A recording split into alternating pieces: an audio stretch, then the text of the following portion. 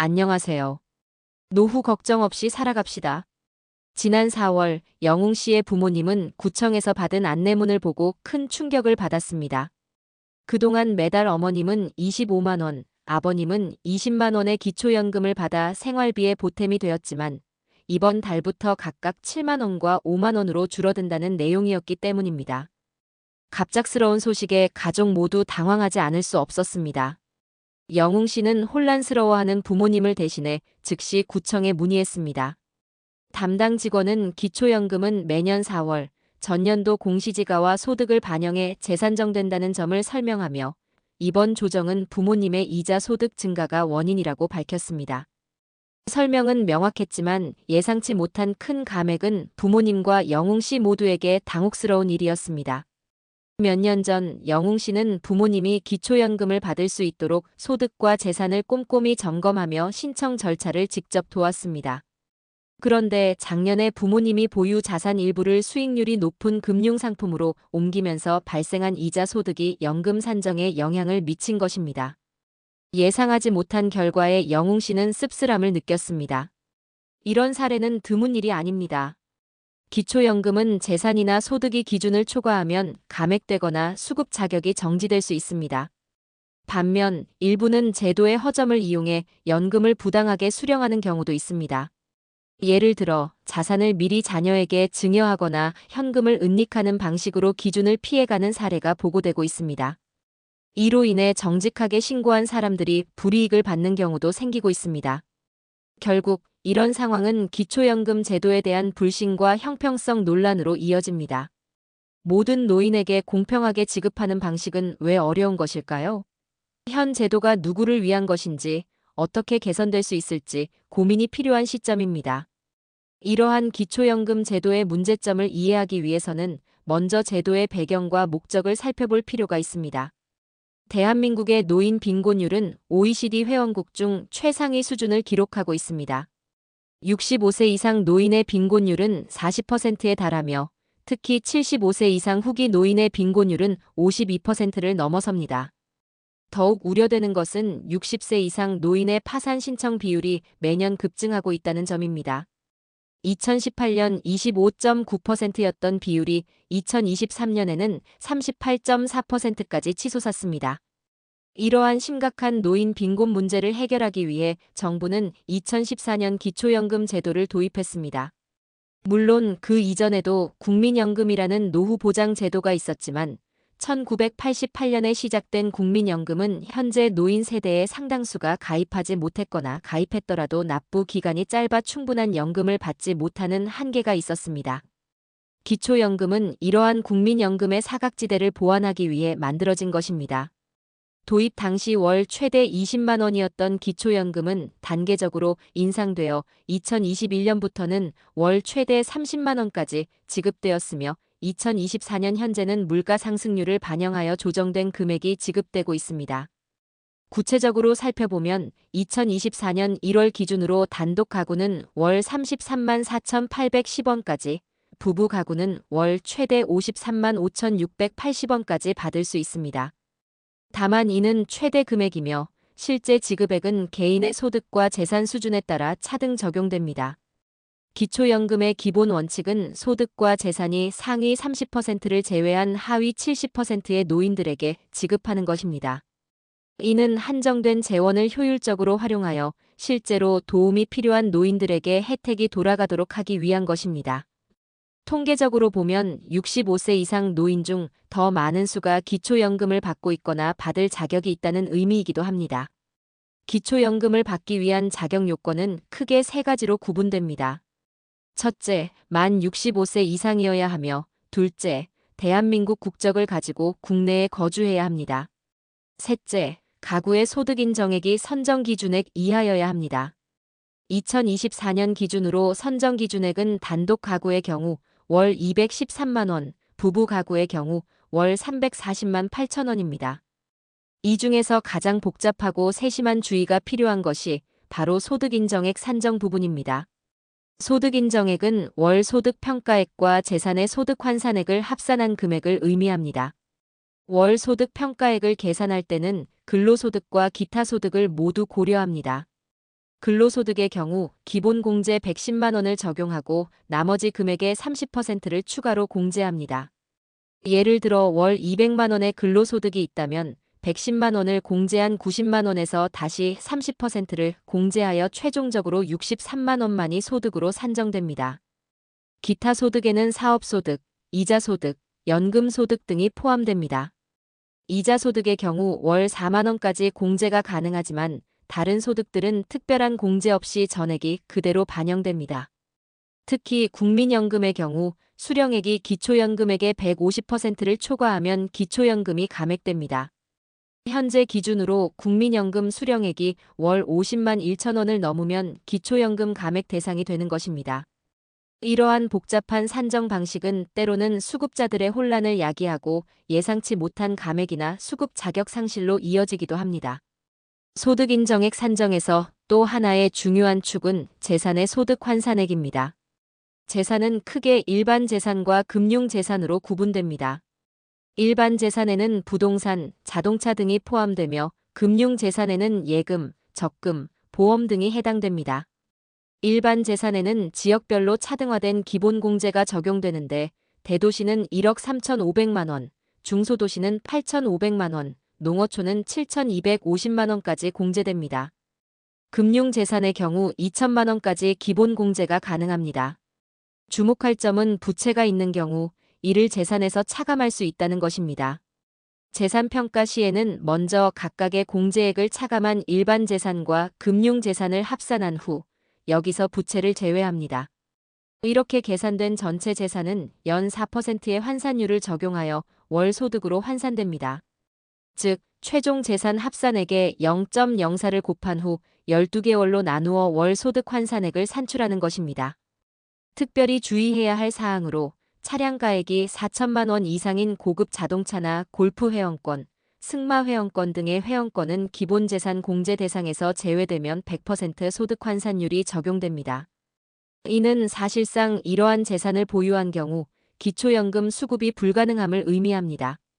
이러한 세부적인 기준들은 기초연금이 실제로 생활이 어려운 노인들에게 지원될 수 있도록 하기 위한 장치이지만 동시에 제도의 복잡성을 더하는 요인이 되기도 합니다.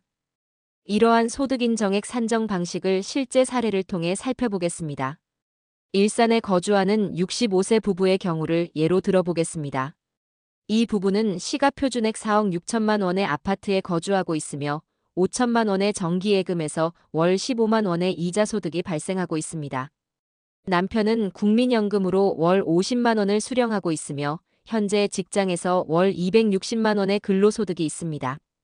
또한 중고시세 500만 원 상당의 3000cc 승용차를 보유하고 있습니다.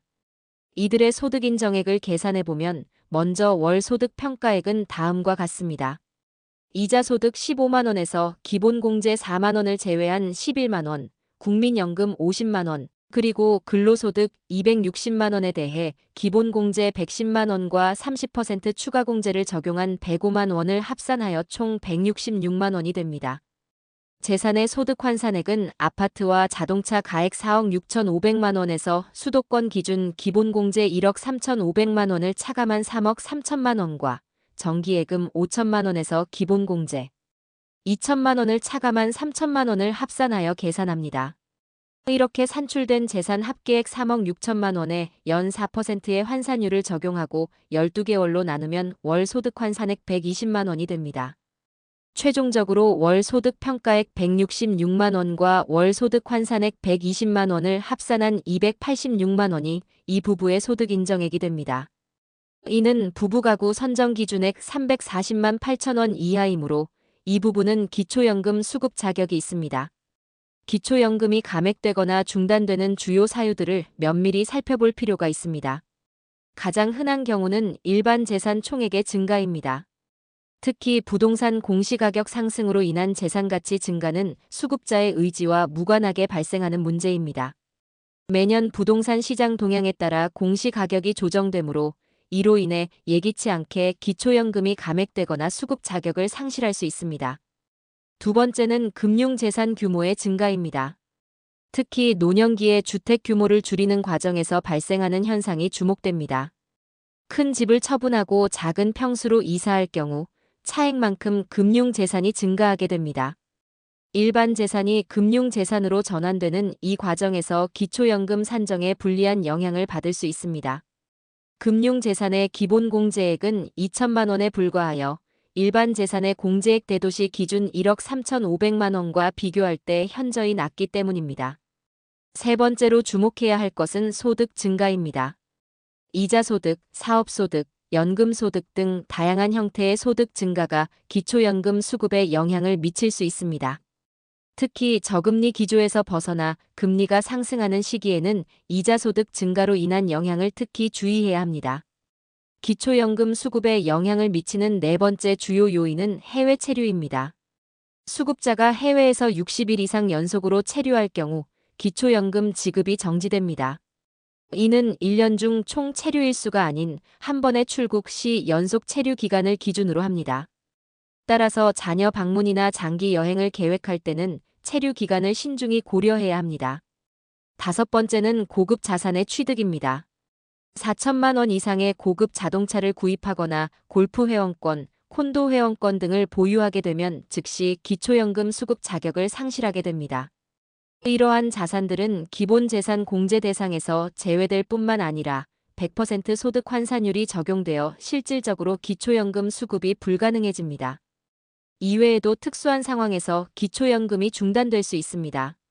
예를 들어 가출이나 실종 신고 후 30일이 경과한 경우 교정시설 수감, 행방불명 등의 상황에서도 기초연금 지급이 중단됩니다. 또한 허위나 기타 부정한 방법으로 연금을 받은 것이 적발될 경우 지급 중단은 물론 이미 수령한 연금의 반환 조치가 이루어질 수 있습니다. 기초연금을 신청하는 가장 효율적인 방법과 시기에 대해 알아보겠습니다. 기초연금은 만 65세가 되는 생일이 속한 달의 전월 1일부터 신청이 가능합니다. 예를 들어 1960년 3월 12일생의 경우 2025년 2월 1일부터 신청할 수 있습니다. 신청 자격이 발생한 즉시 신청하지 않더라도 언제든 신청은 가능하지만 이는 상당한 경제적 손실을 초래할 수 있습니다. 만약 5월이 생일인 사람이 10월에야 신청한다면 5월부터 9월까지 받을 수 있었던 연금을 영영 받지 못하게 됩니다. 기초연금은 신청한 달부터 지급이 시작되며 소급 지급이 불가능하기 때문입니다. 따라서 신청이 늦어질수록 받지 못하는 연금액이 늘어나게 되므로 자격 발생 즉시 신청하는 것이 바람직합니다. 신청 방법은 크게 세 가지입니다.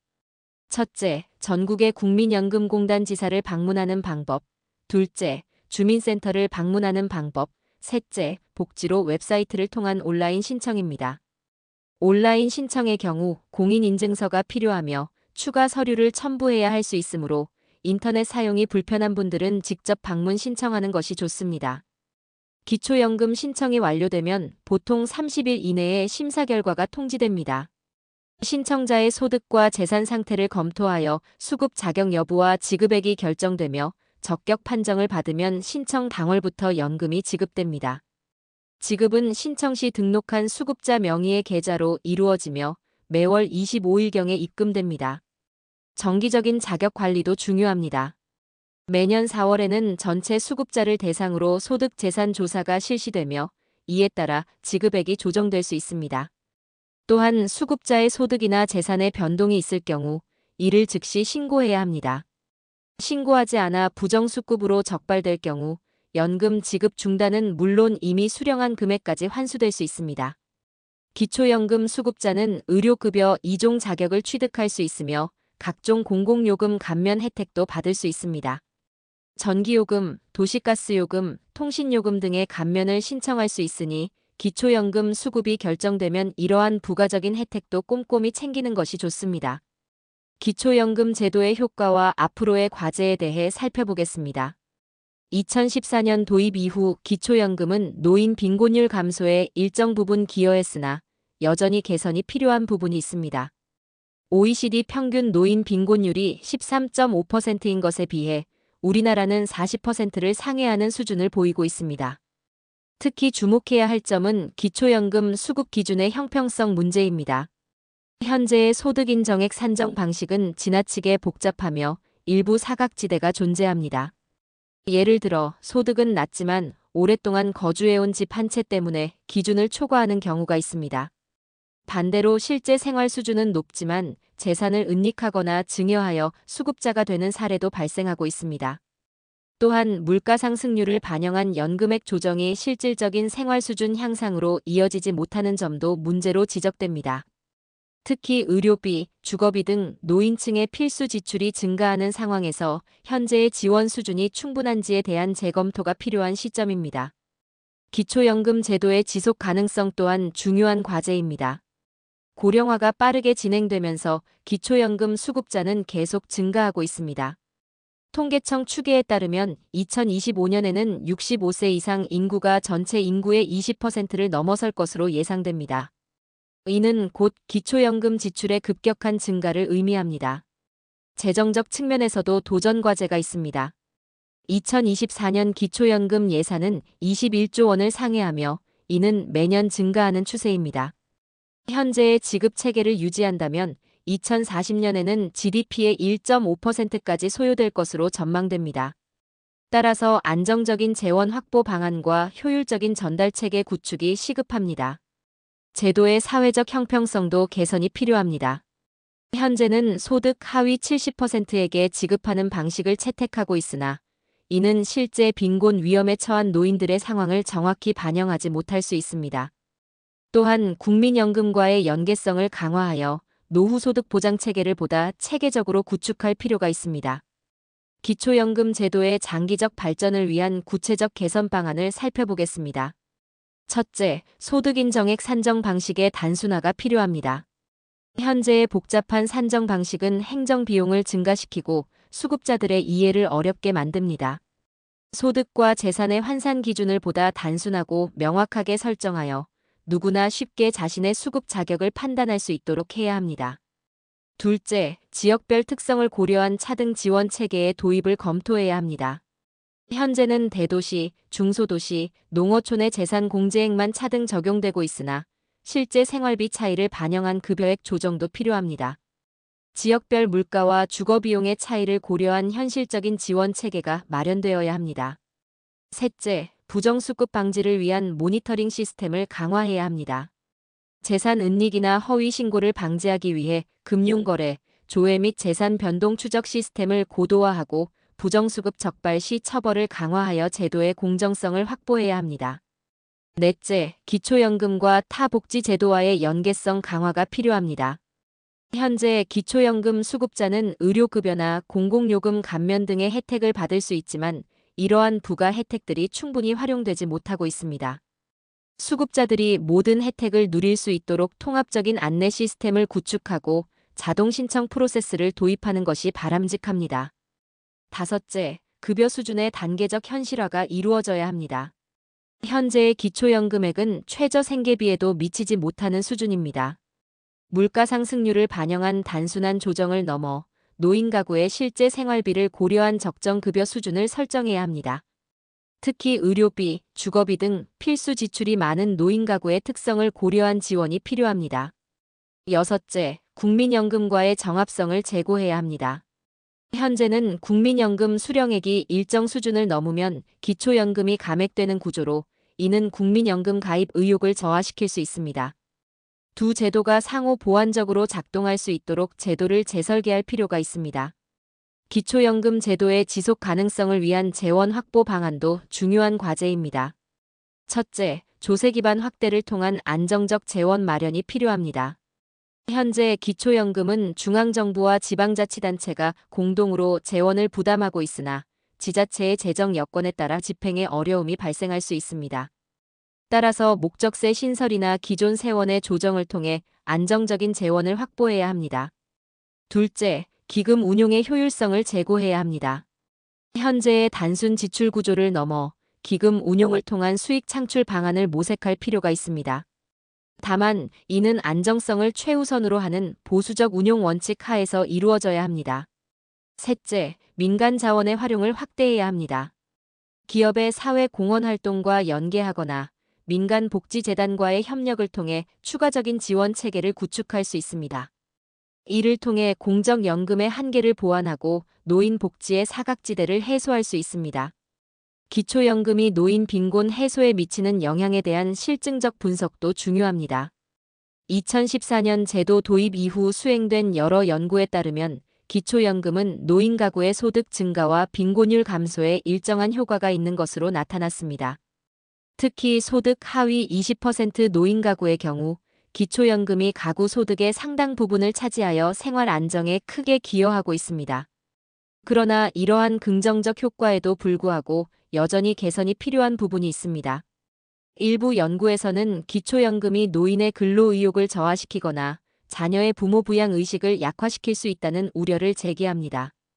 또한 수급자와 비수급자 간의 형평성 문제, 재정 부담 증가 등도 지속적으로 제기되는 과제입니다. 따라서 향후 기초연금 제도는 이러한 긍정적, 부정적 효과를 종합적으로 고려하여 발전 방향을 모색해야 합니다. 특히 노인 빈곤 해소라는 본래의 목적을 달성하면서도 재정적 지속 가능성과 사회적 형평성을 확보할 수 있는 방안을 찾아야 할 것입니다. 기초연금 제도의 국제적 비교를 통해 우리나라 제도의 특성과 개선점을 파악할 수 있습니다. OECD 국가들의 노후소득 보장 제도를 살펴보면 크게 세 가지 유형으로 구분됩니다. 첫째, 모든 노인에게 동일한 금액을 지급하는 기초연금형. 둘째, 소득 수준에 따라 차등 지급하는 선별적 연금형. 셋째, 최저연금을 보장하는 최저보증연금형입니다. 우리나라의 기초연금은 선별적 연금형에 속하나 다른 국가들과 비교할 때 몇 가지 특징적인 차이가 있습니다. 대부분의 선진국들이 40년 이상의 연금 제도 역사를 가지고 있는 반면 우리나라는 상대적으로 짧은 역사를 가지고 있습니다. 또한 지급 대상을 소득 하위 70%로 한정하는 점도 우리나라만의 특징입니다. 특히 주목할 만한 사례는 네덜란드와 덴마크의 기초연금 제도입니다. 이들 국가는 거주 기간에 따라 연금액을 차등 지급하며 재원을 전액조세로 충당합니다. 이러한 방식은 제도의 안정성과 형평성을 높이는 데 기여하고 있습니다. 각국의 경험에서 얻을 수 있는 시사점을 구체적으로 살펴보겠습니다.